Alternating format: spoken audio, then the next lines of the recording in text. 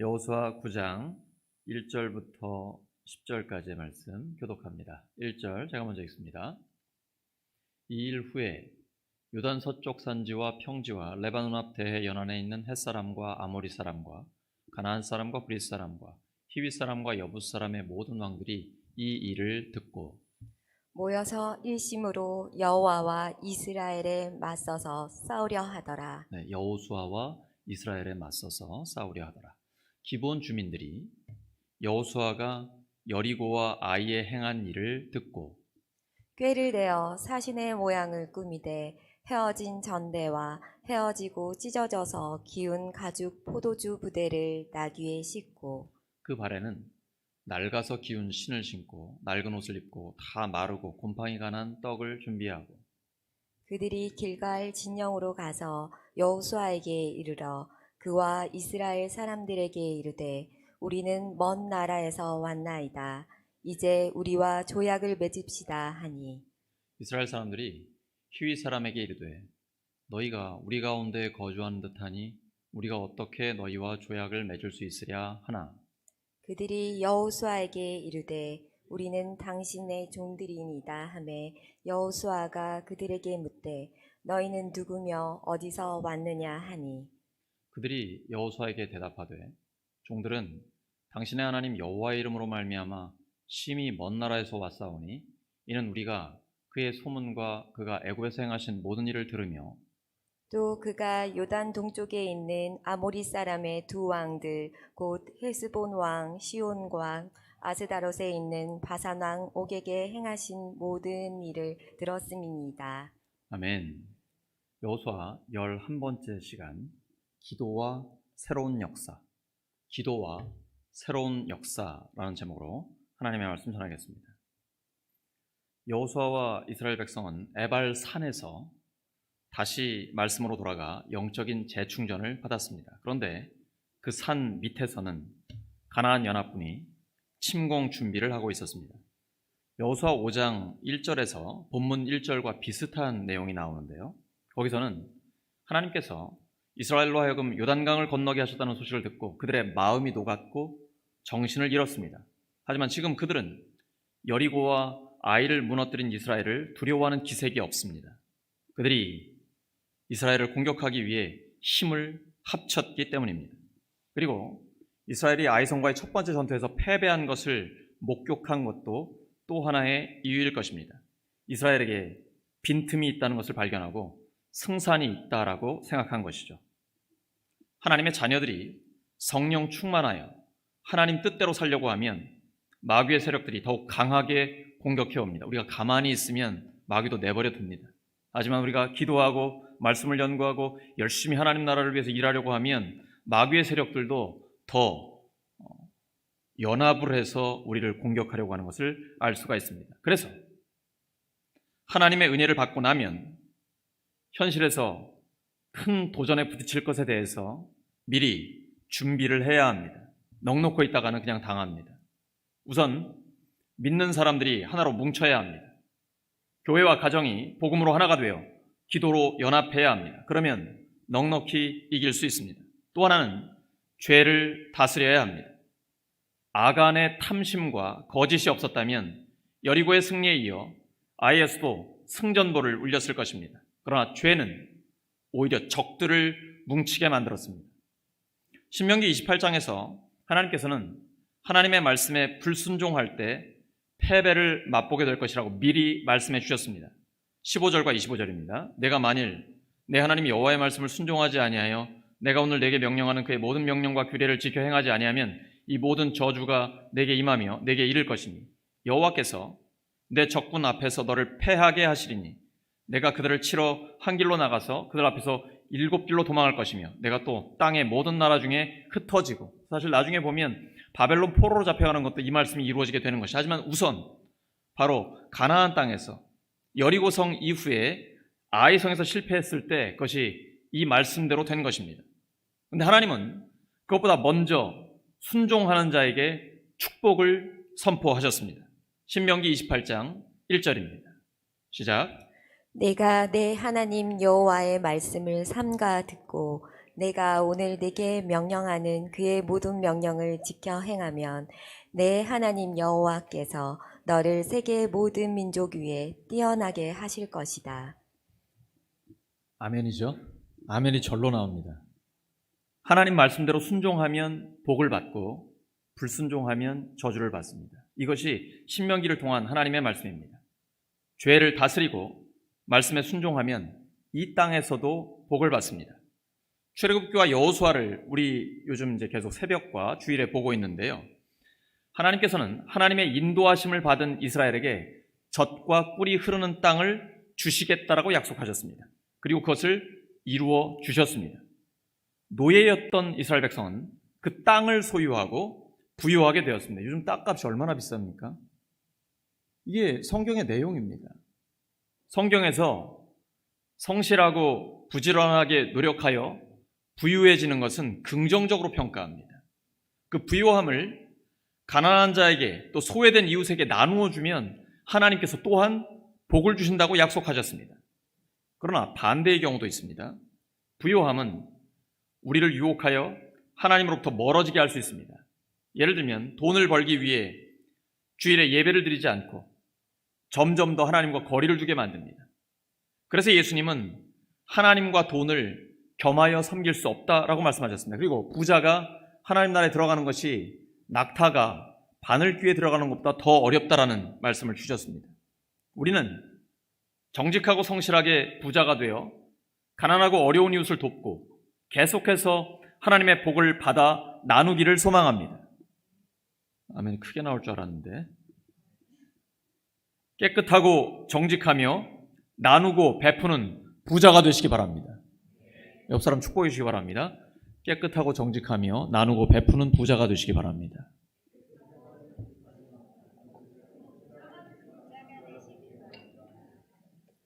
좀 길었나요? 깨끗하고 나누는 부자가 되시기 바랍니다. 한편 가나안 사람들 중에는 이스라엘과 싸우지 말아야겠다고 생각하는 이들이 있었습니다. 그들이 바로 기브온 족속입니다. 기브온은 왕정 1인 독재체가 아니라 민주적인 정치체제를 가지고 있는 것으로 보입니다. 3절과 11절에 보시면 나오는데요. 그래서 자존심 때문에 고집을 부리고 이스라엘과 정면 승부를 하기보다는 화친해야겠다는 결론에 다다른 것으로 보입니다. 사실 기브온은 아이보다도 더 크고 강한 성이었습니다. 하지만 승산이 없다는 판단을 하고 생존을 위해 화친을 맺기로 한 것입니다. 무조건 싸우는 게 용기 있는 게 아니죠. 현실을 냉정하게 보고 판단해서 안 될 때는 화친을 맺기도 해야 되는 거. 이게 진정한 용기. 일단 살아남아야 나중에 다시 싸울 수 있는 것 아니겠습니까? 하지만 이스라엘은 가나안을 진멸하러 왔기 때문에 기브온과 화친할 가능성은 없습니다. 근데 예외 조항이 있어요. 신명기 20장 10절에서 20절에 가나안에서 멀리 떨어진 성들과는 화친해도 좋다라고 기록되어 있습니다. 그러니까 기브온이 율법을 철저히 연구한 겁니다. 그 내용을 알고 있는 것이죠.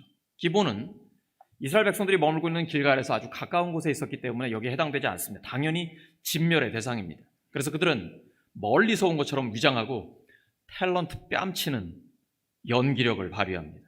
그들은 이스라엘의 율법을 연구해서 잘 알고 있었고 치밀한 정보력과 기발하고 특출한 지혜, 거기다 담대함을 가지고 있었습니다. 그들은 살아남기 위해 필사적인 노력을 했습니다. 그러나 정작 이스라엘은 정복 대상인 기브온에 대해서 아무것도 모르고 있었습니다. 예수님은 세상 사람들이 생존을 위해 필사적으로 노력하는 것을 칭찬하셨습니다. 누가복음 16장 8절입니다. 시작. 이 세대의 아들들이 자기 시대에 있어서는 빛의 아들들보다 더 지혜로움이니라. 교회는 바로 이 세상을 변화시킬 사명을 가지고 있습니다. 영혼을 구원하여 제자 삼고 하나님 나라의 아름다움을 드러내는 것입니다. 교회는 세상을 연구해서 만반의 준비를 해야 합니다. 먼저 교회가 정신력에서 세상을 앞서야 합니다. 이스라엘의 지도자들도 처음에는 경계했습니다. 문제는 그 경계심을 끝까지 유지하지 못한 것입니다. 기본이 우리는 당신들의 종입니다. 우리는 하나님의 이름으로 이곳에 왔습니다. 우리 믿는 사람들 그렇잖아요. 나 믿는 사람이라고. 하나님의 이름으로 이렇게 나오면 좀 마음이 약해지잖아요. 쉽게 마음이 열리기도 하고. 이집트에서 요단 동쪽까지 하나님이 당신들에게 승리를 주신 것 알고 있습니다. 이렇게 말합니다. 기본 사신들은 여리고와 아이 전투 소식을 듣고 화친을 맺으러 왔습니다. 그런데 그 얘기는 쏙 뺍니다. 왜냐하면 멀리서 왔다라는 것을 암시하기 위해서 최근의 전황은 일부러 얘기하지 않은 것입니다. 아주 치밀하고 계산된 작전이었습니다. 그 말을 들은 이스라엘 사람들은 그만 경계를 풀고 말았습니다.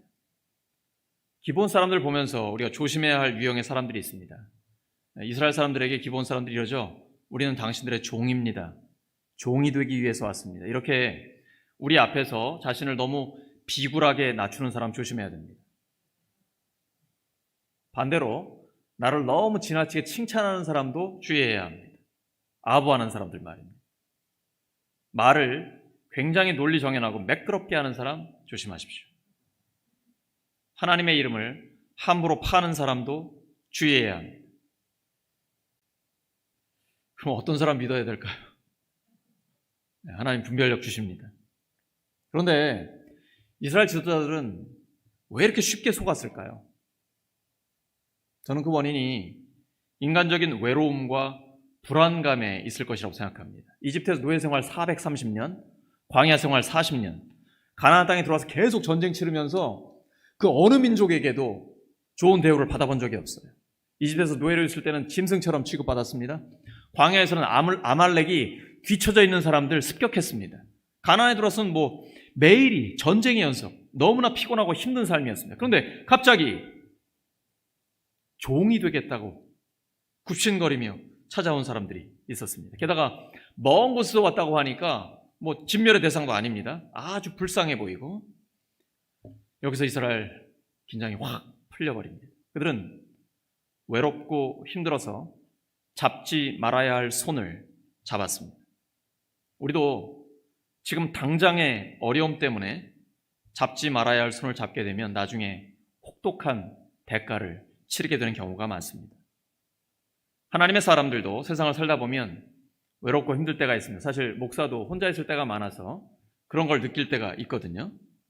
인간은 사회적인 존재이기 때문에 아무리 예수님 믿고 살아도 세상에서 따돌림 당하고 싶지 않습니다. 그래서 마귀는 항상 결정적인 순간에 그것을 악용합니다. 외롭고 힘들 때 우리에게 내미는 따뜻한 손길을 조심해야 됩니다. 아무 손이나 붙잡으면 안 됩니다. 우리 중고생들, 청년들 각별히 조심해야 됩니다. 외롭고 힘들 때 이상한 논팽이가 부드러운 손을 내밀 때도 있는 것입니다. 굉장히 조심해야 됩니다.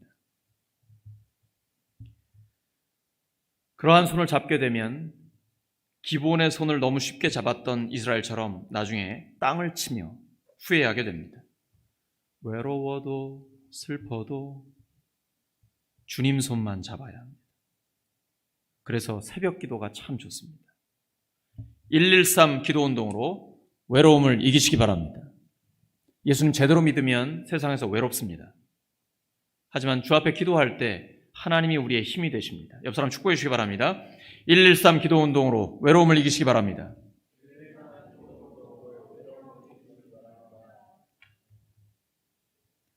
지금 우리는 부교역자를 청빙하면서 신중하게 기도하며 기다리고 있습니다. 믿음으로 잘 버텨야 합니다. 하나님께서 우리 교회에 가장 적절한 목회자들을 보내주실 것입니다. 그러나 이스라엘은 그것을 이기지 못하고 기본에 속아서 화친을 맺게 됩니다. 여호수아와 이스라엘은 하나님의 이름으로 화친을 맺었기에 기본 족속을 살려줄 수밖에 없게 됐습니다. 우리가 세상에서 이스라엘처럼 속지 않고 끝까지 승리하려면 어떻게 해야 할까요? 첫째, 확실해도 기도해야 합니다. 따라하시죠. 확실해도 기도해야 합니다. 확실해도 기도해야 합니다. 모든 의사결정을 할 때 하나님께 여쭤보고 허락받은 뒤에 결정해야 합니다. 여호수아 9장 14절입니다. 시작. 무리가 그들의 양식을 취하고는 어떻게 할지를 여호와께 묻지 아니하고. 이스라엘 지도자들의 결정적인 잘못은 하나님께 상담을 요청하지 않은 것입니다. 내가 보기에 아무리 확실해도 하나님께 기도하지 않으면 속을 수 있습니다. 내가 확실하다고 생각할 때 기도해야 합니다. 돌다리도 두들겨보고 건너라는 말이 있죠. 우리는 무조건 기도하고 나아가야 합니다. 기도하고 또 기도할 때 하나님께서 확신을 주십니다. 하나님께서 이끌어주시는 길을 갈 때만이 넘어지지 않고 똑바로 갈 수 있습니다. 겟세마네 기도 생각해 보시기 바랍니다. 예수님 십자가 지셔야 하는 것 확실한 길입니다. 그럼에도 불구하고 예수님 기도하십니다. 나의 원대로 마시고 아버지의 원대로 되기를 원합니다. 땀방울이 핏방울이 되는 기도입니다. 그리고는 묵묵히 십자가로 나아가셨고 마침내 부활의 영광으로 승리하셨습니다. 기본의 계략이 아무리 감쪽 같을지라도 마지막에 서명하기 전에 하나님 앞에 기도했다라면 결과는 완전히 달라졌을 것입니다. 중요한 결정을 해야 할 때 기도하면 하나님은 문제의 핵심을 꿰뚫어 볼 수 있게 해주십니다. 때로는 생각지 못한 경로를 통해서 미리 정보를 주시기도 합니다. 야고보서 1장 5절입니다. 시작.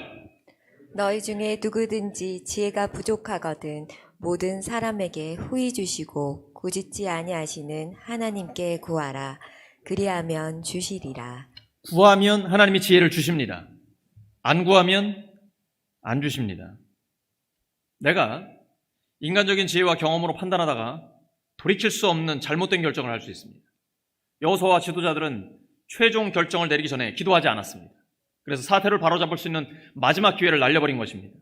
위대한 지도자 여호수아는 두 번의 큰 실수를 범합니다. 한 번은 아이성과의 전투였고 두 번째는 기브온과의 화친입니다. 근데 둘 다 공통점이 있어요.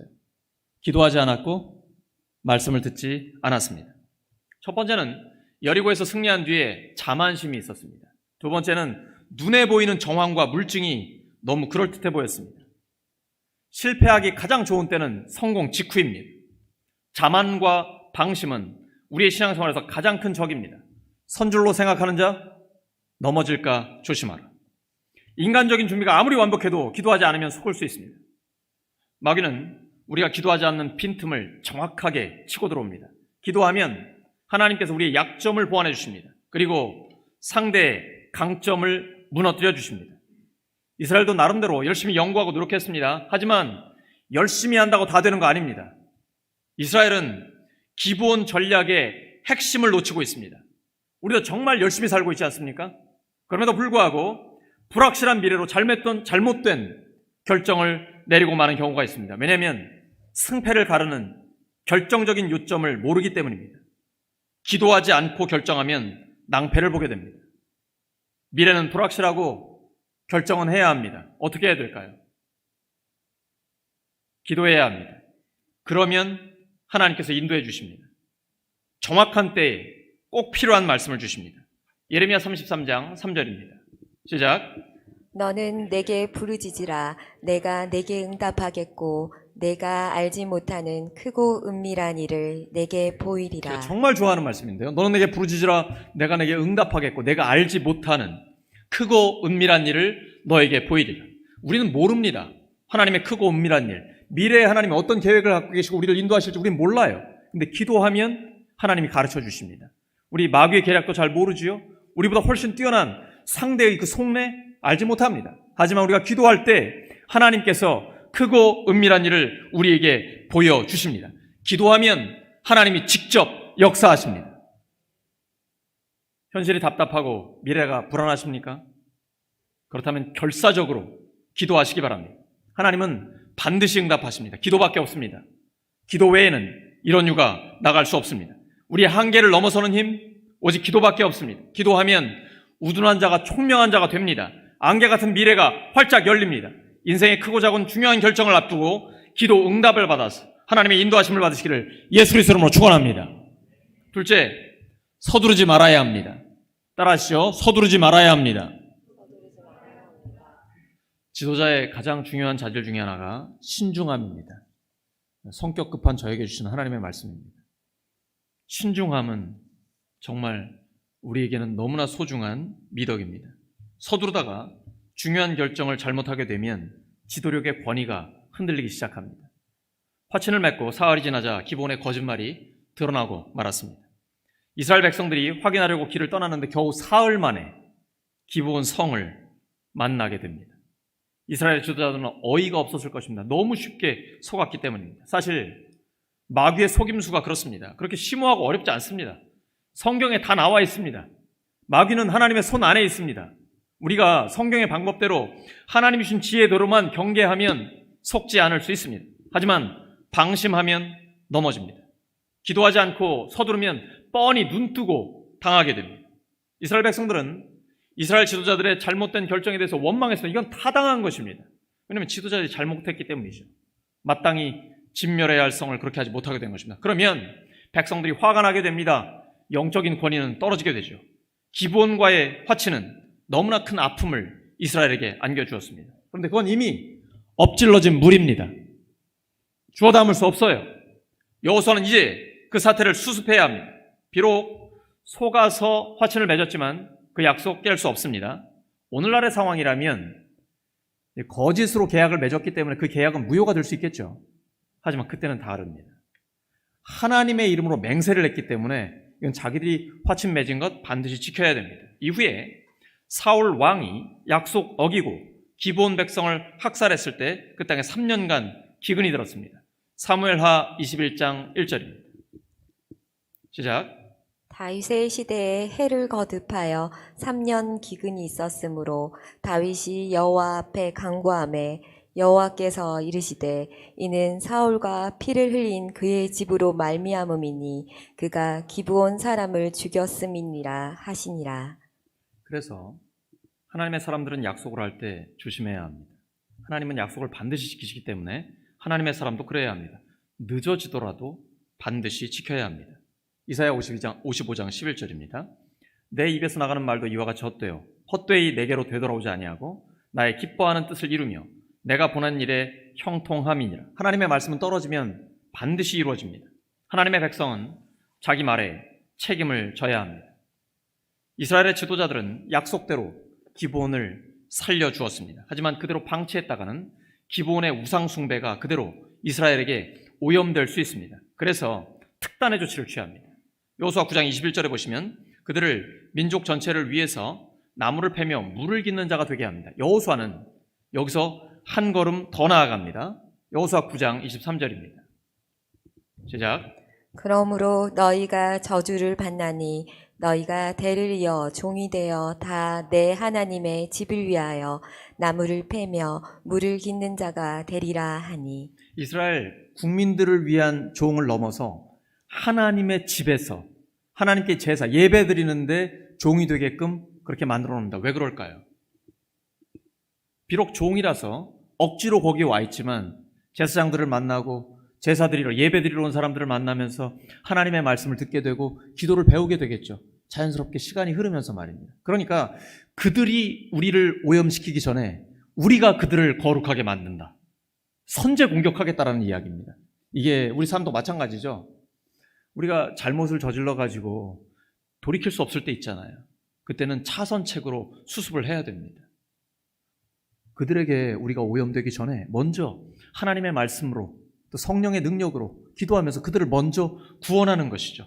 이렇게 할 때 하나님께서는 수습해 주십니다. 우리 인생을 통해서도 하나님 역사해 주세요. 우리가 과거에 어떤 실수를 했을 때 하나님께서 그것을 메꾸어 주십니다. 그래서 좋은 그림으로 만들어 주십니다. 최선은 아니지만 차선책으로 상황을 수습해야 할 때가 있습니다. 이때 너무 오래 과거에 매여 있는 것은 바람직하지 않습니다. 과거의 실수를 박차고 일어나 의연하게 앞으로 나아가야 합니다. 오랜 세월이 흐른 뒤에 하나님은 모든 것을 합력해 선을 이루어 주셨습니다. 솔로몬이 왕이 되어 1000번제를 드렸던 곳 바로 기브온입니다. 바벨론 포로 생활에서 귀환할 때 기브온 사람들도 함께 돌아와서 성전을 재건하는 일에 동참했습니다. 느헤미야 3장과 7장에 나옵니다.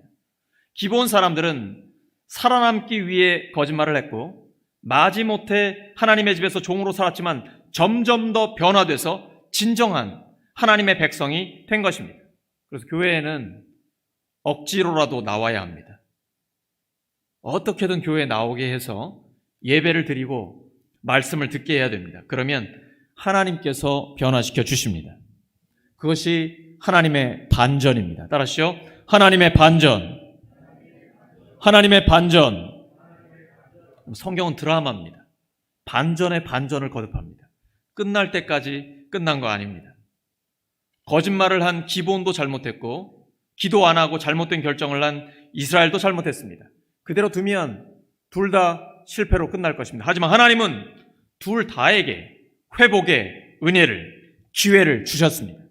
기브온은 하나님의 백성이 되었고 그들로 인해 이스라엘의 예배는 더 풍성해졌습니다. 하나님이 이스라엘도 살리시고 기브온도 살려주셨습니다. 이것이 하나님의 대안입니다.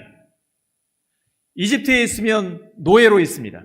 광야에 있으면 헤매기만 합니다. 근데 하나님의 뜻은 제3의 대안, 가나안에 있는 것입니다. 이것이 바로 하나님의 역사입니다.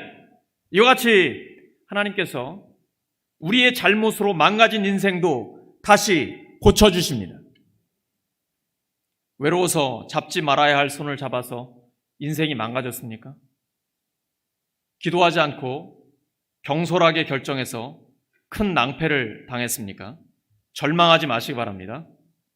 하나님은 악을 선으로 바꾸십니다. 하나님이 우리의 인생을 다 고쳐주십니다. 하나님께는 가능합니다. 하나님을 신뢰하시기 바랍니다. 하나님께 인생을 맡기시기 바랍니다. 그러면 새로운 역사가 시작될 것입니다. 셋째, 외모를 보지 말고 중심을 보아야 합니다. 따라하시죠. 외모를 보지 말고 중심을 보아야 합니다. 사실 이스라엘 지도자들, 기브온 사람들 의심해 보았고 여호수아가 신문도 했습니다. 당신들 우리 근처에 사는 것 같은데 어떻게 우리가 당신들과 조약을 맺을 수 있겠소? 그때 기브온은 물증을 제시해서 믿게 만들려고 합니다. 겉모습만 보고 믿으면 평생 속고 삽니다. 중심을 볼 수 있어야 합니다. 그러면 어떻게 중심을 볼 수 있을까요? 묵상하면 됩니다. 묵상은 간단하게 말해서 생각하는 겁니다. 여러분 질문 드리겠습니다. 사기 치는 사람과 사기 당하는 사람 중에 누가 생각을 많이 할까요? 당연히 사기 치는 사람이죠. 생각하고 또 생각하고 또 생각합니다. 완벽하게 만듭니다. 그래서 노련한 형사는 알리바이가 너무 완벽하면 의심합니다. 이게 생각을 얼마나 하느냐에 따라서 세상을 이길 수 있느냐 그렇지 못하느냐가 달려있습니다. 하나님 말씀하셨죠. 사람은 외모를 보거니와 나는 중심을 본다라고 말씀하셨습니다. 그리고 하나님께서는 우리에게도 중심을 보기를 원하십니다. 지금 이스라엘 백성들은 겉으로 보이는 물증만 봤습니다. 곧 과학적인 방법만 의지하고 영적인 방법을 의지하지 않았습니다. 그래서 논리적이고 이치에 맞았지만 핵심을 놓친 것입니다. 인간관계에 자신 있다고 생각하십니까? 그러다가 사람에게 뒤통수 맞을 수 있습니다. 머리 좋다고 자신하십니까? 그 머리 때문에 넘어질 수 있습니다. 마귀는 자기를 과신하는 사람을 노립니다. 눈에 보이는 상황만 가지고 하나님 뜻을 쉽게 판단하지 마시기 바랍니다. 하나님의 뜻을 가지고 상황을 판단해야 합니다. 하나님은 중심을 보시고 우리에게 중심을 보여주시기 때문입니다. 말씀 정리합니다. 우리가 세상에 속지 않고 끝까지 승리하려면 확실해도 기도해야 합니다. 서두르지 말아야 합니다. 외모를 보지 말고 중심을 보아야 합니다. 기도를 통해 새로운 역사를 일으켜주시는 하나님을 경험하는 우리 모두가 되기를 예수 그리스도의 이름으로 축원합니다. 함께 기도합니다. 하나님 아버지, 저희들에게 총명함과 민첩함을 주시옵소서. 세상에서 속지 않고 끝까지 승리하게 하여 주시옵소서. 저희들 확실해도 기도하기를 원합니다. 서두르지 않겠습니다. 외모를 보지 않고 중심을 보기를 원합니다. 하나님, 중심을 볼 수 있는 눈을 주시옵소서. 저희들 하나님 앞에 간구합니다. 기도를 통해 새로운 역사를 일으켜 주시옵소서. 예수 그리스도의 이름으로 기도드립니다. 아멘.